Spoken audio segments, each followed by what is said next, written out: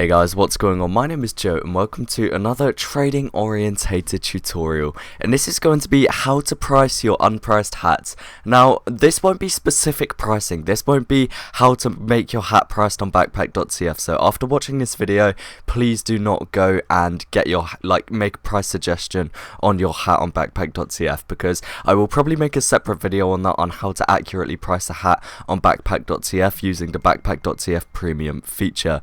Now I'm just going to be showing you guys how to get a rough estimate of what your unpriced hat is worth and how to overall work that out in trade. So a lot of people do approach me and they say, can I have help pricing this unusual? And a lot of the time it's one of the new unusuals. And first and foremost guys, I can't give you an accurate price on your new unusual. I've said this so many times, but it's just too recent and the effects are too new, and overall I'm just not too sure what sort of tier they are. I can give you a very rough estimate and a very rough price guide, but please don't ask me to give you a specific price on your unusual, because I'm just simply unable to do it. And I have a lot of people approaching me saying they've just unboxed this all class unusual with an effect, and I give a very rough estimate. So I will sort of go into detail about how to price new effects later on in this video, but now we're going to be focusing on items that are unpriced but have hats with similar effects of a very similar price.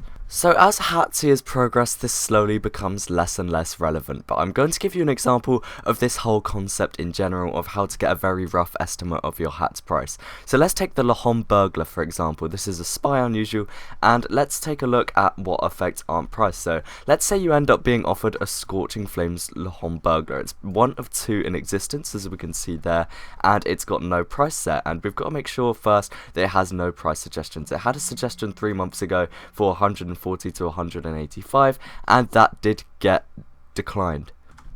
So let's just say you get offered this and you think it's very skeptical you taking this because there's no real argument for a price. The price suggestion was closed down 3 months ago, so isn't even relevant anymore due to the time period, but you do like the hat. So what we'd do is we'd find a very similar effect. So let's say for example Burning Flames. As you can see, that red down arrow as opposed to the red triangle means it's been freshly priced, and at that it's been freshly downgraded, so the price has freshly gone down. So we'll take a look, and it was priced a month ago at 180 keys. So it's safe to assume that Scorching Flames, which is Burning Flames' counterpart, will be priced very similarly, and this can be applied to any range of effects including Purple Energy and Green Energy, Kilowatt and Terawatt, and Stare from Beyond, Amaranthine, and very other similar effects. So it's definitely worth keeping that sort of method in mind, because if a hat has been freshly priced with its counterpart effect, then the chances are it's going to be very similar, because it's a similar effect on a similar hat. Like, there's not a huge amount of price variation that can occur between the two hats. So once again, let's take a look at the hat with no name. This hat was made multi-class fairly recently, maybe within the past year or so, and all these prices are fairly recent.